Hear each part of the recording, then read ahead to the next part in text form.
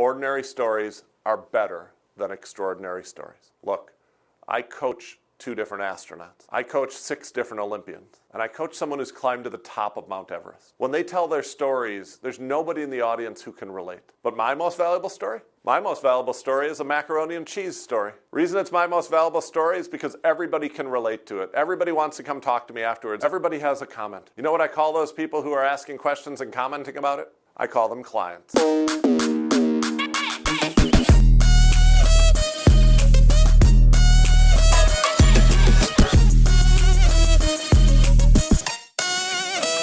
This session is a game changer. In this session, we are going to talk about communication, specifically your signature talk, what you should say when you have the opportunity to tell people what you do and how you do it. Hey, let me ask you a question. You can put the answer in the chat. Which is better, predictable or unpredictable? Which do you prefer, predictable or unpredictable in your life? We'll take a little poll here and see which one's better. Predictable, predictable, predictable, both unpredictable. It's split. There's people in both directions. There's people in both directions. When it comes to my business, when it comes to my mission, when it comes to my message, I like predictable better than unpredictable. I learned this the hard way. There's an amusement park about 2 hours south of my house in Milwaukee, Wisconsin called Six Flags, a Six Flags amusement park. And one day a few summers ago, my kids wanted me to take them down to the amusement park. And honestly, it was 100 degrees outside, and I didn't want to walk around on blacktop all day in 100-degree weather. So I took them down to the amusement park, I dropped them off, and I just ran errands in the area. I'd never been in this area before, so I was just driving around, running a few errands, taking some phone calls in the car, wasting the day away without walking around in the hot heat. Now, before I tell you the rest of this story, I do have to tell you a little something about myself. I'm a sucker for advertising. I watch television commercials for food and for restaurants, and I get hungry. Does that happen to anybody else? Does anybody else get hungry when they watch TV commercials? I don't know if you remember a few summers ago, Taco Bell was running their commercials for their beefy nacho burrito. Oh, I would watch those commercials and get so hungry. Oh. And just to put this story in context, I do live in Wisconsin. And in Wisconsin, I don't really know how to say this. All right, I'll just come out and say it. In Wisconsin, okay, I'll just say it. Taco Bell has been voted best Mexican restaurant in Wisconsin 16 years in a row, okay? So it's been 16 years. I think it's safe to say that Taco Bell is the best Mexican restaurant in Wisconsin. Anyway, it's about 12 o'clock in the afternoon. That's an hour later than I would normally eat lunch where I work. And all I could think about was beefy nacho burrito, beefy nacho burrito, beefy nacho burrito. And then I saw it up in front of me like a sign from above, the bell. I'd never been in this part of town before, so I went screaming across like 3 lanes of traffic. I did an illegal U-turn. I cut off this big black pickup truck, and I got into the drive-through line. And has this ever happened to you? You get in the drive-through line, and who gets in line right behind you? The car that you just cut off. The big black pickup truck got in line right behind me. And I'm telling you, this guy is angry. This guy is bouncing around. He's making the angry face. And I'm trying not to look, and I'm trying not to look, and I'm trying not to look. And then you look. And then you wonder, can he tell that I looked because it was through the mirror? You just get all nervous about everything. And I finally get up to the speaker and I order my beefy nacho burrito. And there's another line. There's another line between me and the car behind me. Or there's another line, and this guy's just fuming back there. And I finally get up to the window, and a thought pops into my head. The thought that pops into my head is, you know what I should do? You know what I should do? I should buy lunch for the guy behind me. I'm the reason he's like this. I did cut him off. I did an illegal U-turn. I'm the one who cut him off. I should buy lunch for the guy behind me. So when I got up to the window, I leaned over and said to the kid in the window, the first thing I said to the kid in the window is, how much is the lunch for the guy behind me? And he said, well, he got the burrito box. And you know why I asked that question? Because I wanted to be $5 nice, but not $15 nice. You know what I mean. And he leaned out and he said, well, he got the burrito box. It's $4.99. I said, you know what? I'd like to buy his lunch too. And so I gave him my money. He gave me my change back. He gave me my food. And then I took out of there. I have to be honest, I pulled out of there kind of quickly because I didn't want one of those awkward minivan guy, pickup truck guy moments. And I drove like 3 blocks down the street, and I parked in front of a strip mall to eat my food. And when I opened the bag of food, I got his food too. Apparently there was some miscommunication about the closeness of our relationship. Safe to say, pickup truck guy did not get what he was expecting when he pulled up to the drive-through window. And so trust me, predictable is better than unpredictable when it comes to your business. And here's what I have to share with you in this session. I have the most predictable way to get new clients. I have the most predictable way to get new customers. I have the most predictable way to get people to take the next step with you. And it is called your signature talk. Your signature talk is how you introduce yourself to new people. Now, some of you that already have a platform, maybe a Facebook group or maybe a following on Instagram, you are continually providing content to that audience, the same audience, again and again and again. I'm not talking about that communication. That's communicating to the same audience again and again and again. That's not what we're talking about in this session. In this session, we are specifically talking about how you introduce yourself to new people. When you have the opportunity to be in front of new eyeballs and new ears, new people who've never heard of you, never met you, or maybe slightly know you, but this is your first opportunity to be in front of them for 45 minutes, what would you say? And here's the thing. If you have a signature talk, your signature talk is flexible enough to be done in 45 minutes, but also in 5 minutes. So whether you have the opportunity to be on a webinar or you meet somebody at a networking event, you can use it. Your signature talk is flexible enough to be done in the room with somebody or online. So whether you're on Zoom or you're on stage in a hotel ballroom, and your signature talk is flexible enough to be done to one person or for hundreds of people. So whether you're on stage in front of a large audience or across the table from someone at Starbucks, you can use your signature talk. Any amount of time, any size audience, online, on stage, boardroom, ballroom, your signature talk is how you get people to take the next step with you. What I'd like to share with you in the next 30 minutes is exactly what to say when you have this opportunity, exactly what you should say when you have the opportunity to speak to people. The mistake that most people make is to start with their content, to start with their expertise, to lead with how smart they are. The mistake that other people make is to start with your offer, to start with what I want to sell you, or the program I've developed, or the book that I've written, or the company that I work for. Both of those are mistakes. Instead, I want you to think of all communication in 4 parts. A phone conversation should be in 4 parts. A webinar, 4 parts. A keynote presentation, a breakout session, a full-day workshop, a 3-day workshop. A 5-minute conversation, all in 4 parts. What are those 4 parts? Don't start with content or your offer. Start with your heart. Start with an opening heart story that connects. The purpose is to connect. Then go into your content. We call that the head, where you have teaching to teach them. After that, you will have your hands or your call to action. And you don't end with your call to action. You finish with heart. The StoryBraid framework is 4 parts. Heart, head, hands, heart. All great communication happens in those 4 parts. And so what I'd like to do in our time together in this session is go step by step through each of these 4 sections and tell you exactly what you should say and how you should say it. And so we're going to start with that opening heart story. You have 5 minutes at the start of your presentation to do 3 very specific things. You need to be ordinary, you need to be extraordinary, and you need to show your why. Ordinary means I'm just like you. I worry about what you worry about. I think about what you think about. I've walked in your shoes. Extraordinary means I've solved a problem that you still have. It does not mean that your life is perfect. We've all heard speakers who are too extraordinary. They get up on stage and everything in their life is perfect. I have a $100 million business. My mailing list has 500,000 names on it. Everything I touch turns to gold. And at some point, the audience looks at you and says, well, I don't think I can learn from you. You're nothing like me. My business isn't worth even $100,000, and my mailing list has 12 names on it, but 7 of those people have my last name, so I don't know if they count. They're just too extraordinary. We all have also heard speakers who are too ordinary. They get up on stage, and they're just like you. I worry about you like you do. I struggle like you do.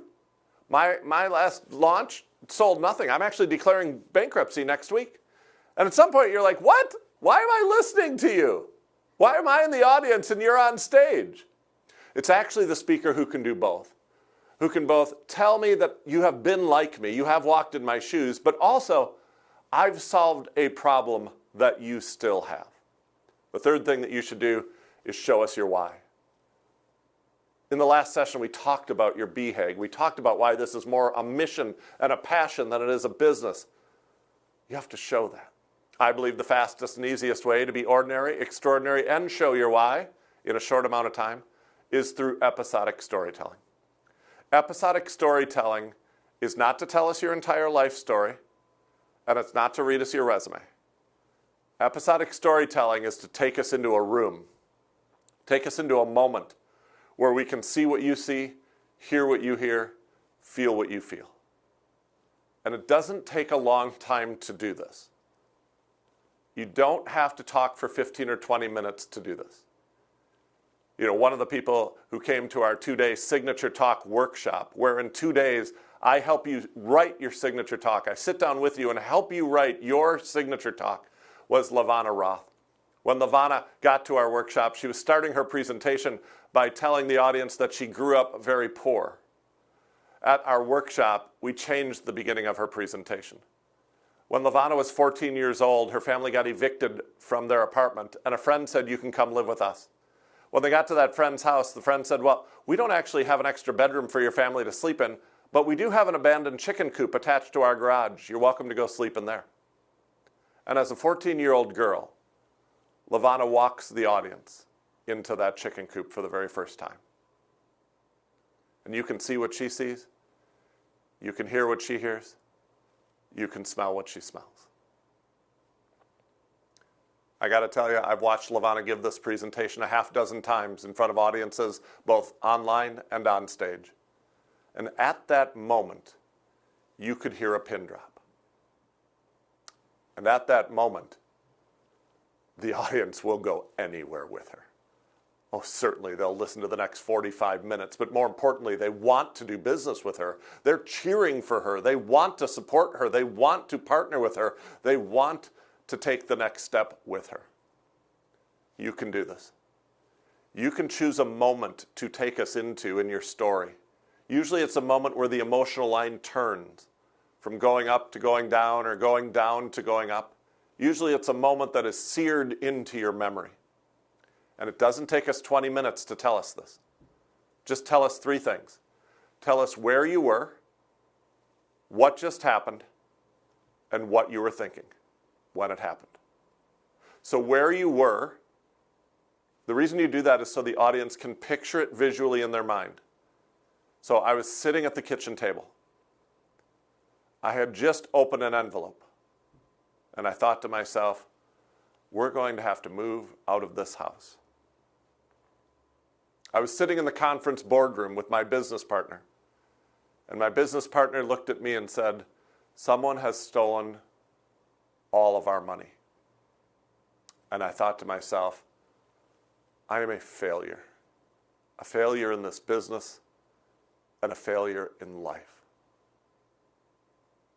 It doesn't take a long time to do this. Both of those stories were less than 20 seconds, and I only told you 3 things: where I was, what just happened, and what was I thinking.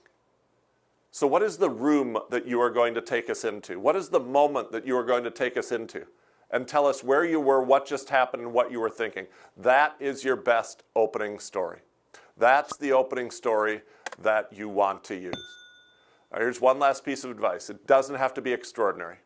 Ordinary stories are better than extraordinary stories. Look, I coach 2 different astronauts. I coach 6 different Olympians. And I coach someone who's climbed to the top of Mount Everest. When they tell their stories, there's nobody in the audience who can relate. But my most valuable story? My most valuable story is a macaroni and cheese story. Reason it's my most valuable story is because everybody can relate to it. Everybody wants to come talk to me afterwards. After I tell my macaroni and cheese story, everybody wants to come up and give me their recipe, tell me about Paula Deen, ask me why I'm using the Kraft, which is the best brand, but we won't get into that right now. Everybody has a comment.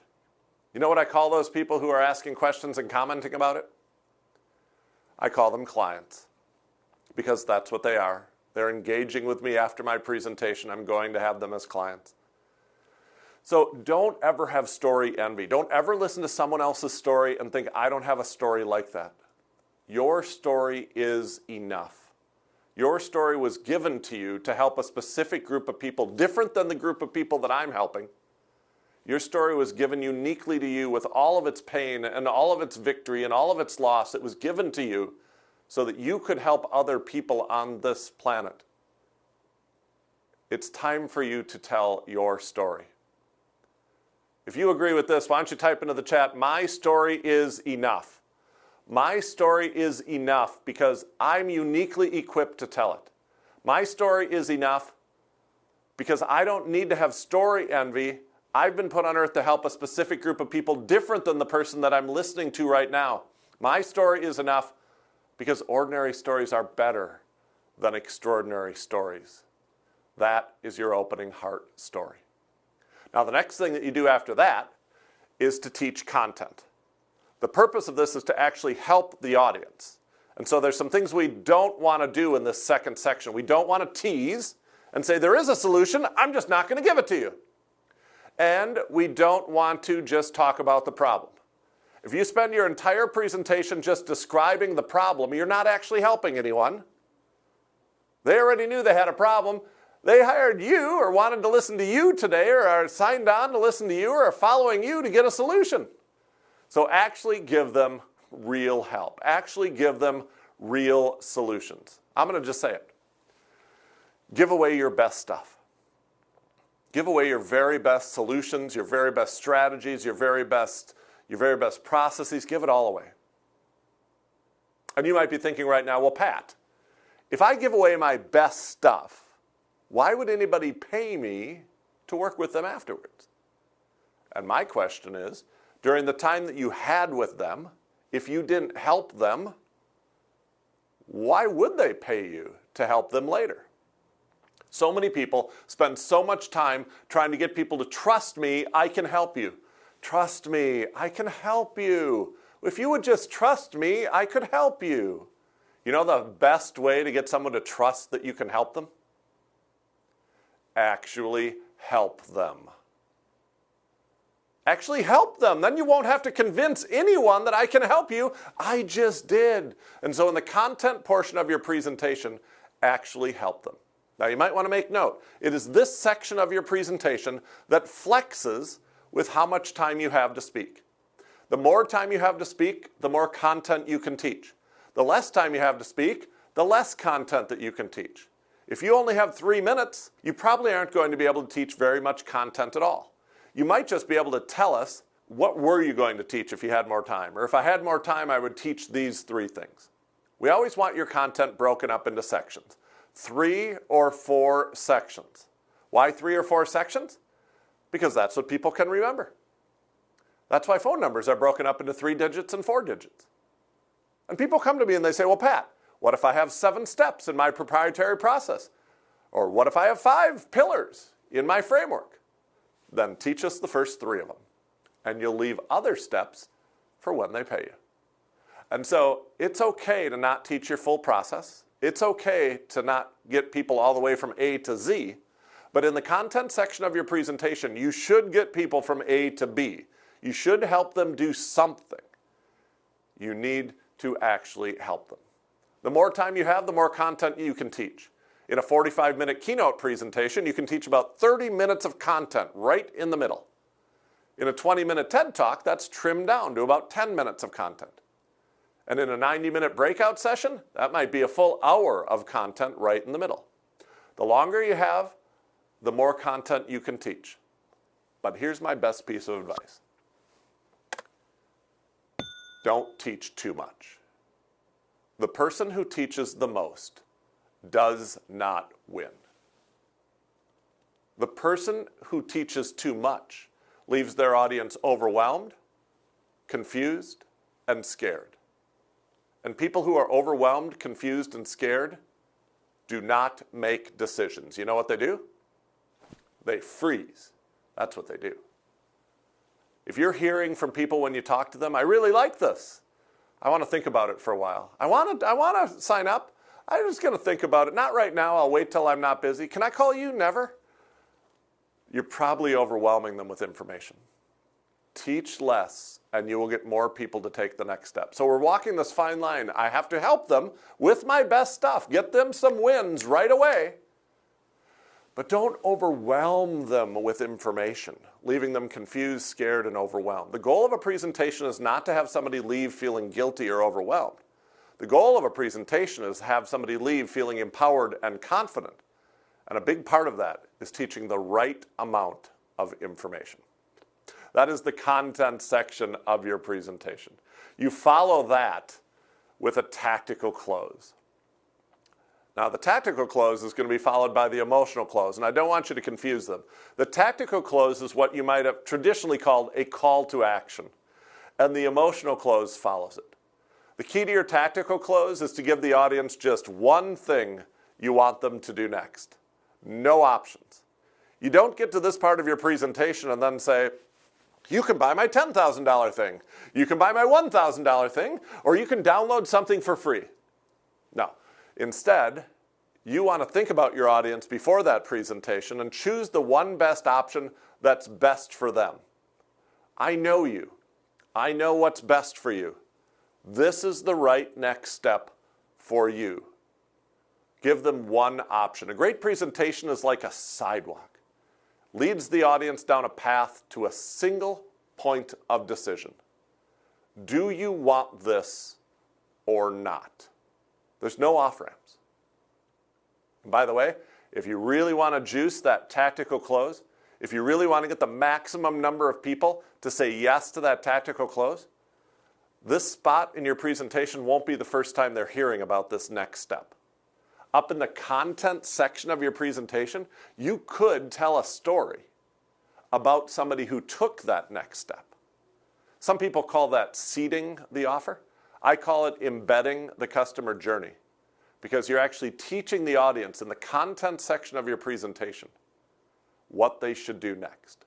And then when you get to the tactical close, it doesn't surprise them, it doesn't shock them, and it doesn't offend them. They're actually ready for the offer, and you'll see the highest percentage you've ever seen say yes to your next step. Your next step could be something for free that you can do on stages where you can't make an offer, or it could be something that they pay for, but you only have one option. Do not give something for free away on the same day that you sell something. Today, you can only sell or give away one thing. Tomorrow, you can do a different thing. Tomorrow, you can do the next thing. But today, one thing. Which brings us to the last step, which is the emotional close. Why do we do a tactical close and an emotional close? Well, that's because there's two different types of people in your audience. Tactical decision makers and emotional decision makers. And if you only do a tactical close, if you end your presentation with your call to action, you are leaving 50% of your customers behind. You're leaving 50% of the money on the table. And you're only having half the impact that you could be having on this world. You have to follow your tactical close with an emotional close. Sometimes this is a story that draws on people's emotions. Sometimes it's just something inspiring that you say to get the emotional decision makers in your audience to say yes. And by the way, if anything that you sell is sold to couples, or if anything that you sell is sold at a price point that someone would have to get the permission of their spouse or business partner to say yes to, you should know that most married couples are one tactical decision maker married to one emotional decision maker. And most successful business partnerships are one tactical decision maker partnered with one emotional decision maker. You have to get both of them to say yes. Either one of them can veto this. So you better get good at both of these.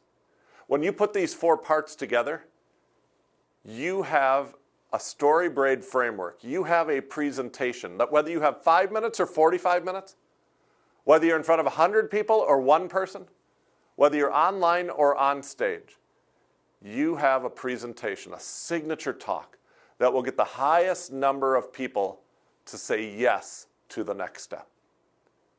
Predictable. It's predictable. What does that mean? That means every time you stand up and give this presentation, you'll get new customers. Every time you stand up and give this presentation, more people will come. More people will ask. More people will call. More people will make appointments. More people will buy. More people will give you their email address. More people will join. Every time. It's predictable. Which is why the last thing that I want to tell you is that you should tell this story. You should give this talk as often as you possibly can. Some people hear me talk about signature talk and they think, wow, if I would ever get asked to be a keynote presenter at the big event, I could use this. That is backwards thinking. The right way to think about signature talk is, I use this every day. I use this on the telephone. I use this when I meet with people. I use this on my website, in my newsletter, on my social media feed. I use this every day. I don't save it for the big keynote. I use this every single day. An opening story that connects, content that helps, a tactical close that tells one thing to do next, and an emotional close that gets the emotional buyers inspired to say yes. I use that every single day. There's a lot of metrics that your business measures. A lot of businesses measure profit. A lot of businesses measure revenue. A lot of businesses measure expenses and number of customers and cost of customer acquisition. Lots of things that you can measure. Here's one that you can start measuring today. How many times each week do you tell your story? How many times each week do you share your signature talk with someone on the phone, at a coffee house, on a Zoom call, on social media? I'd love for you to set a goal. Love for you to set a goal of how many times you want to tell your signature talk each month or each week. I'd love for you to think about the fact that every time you do this, you're going to get customers. Every time you do this, you're going to grow your audience. Every time you do this, new eyeballs will see you. And there's no shortage of opportunities. There's opportunities every day to give your signature talk. To give your signature talk on free stages. To give your signature talk to a group of friends. To give your signature talk on the phone. You could probably go through your address book on your phone right now and find 10 people who haven't heard your talk. You could go onto your social media right now and find a large group of people who've never heard you give your signature talk. How many times each week are you going to do this? Because I'll tell you this, the higher that number goes, the more customers you're going to have, the more impact that you're going to have, and the more lives that are going to change. If you are committed to helping the audience that you shared with me in the last session, if you are really committed to helping them, then you will commit to telling your signature talk again and again and again.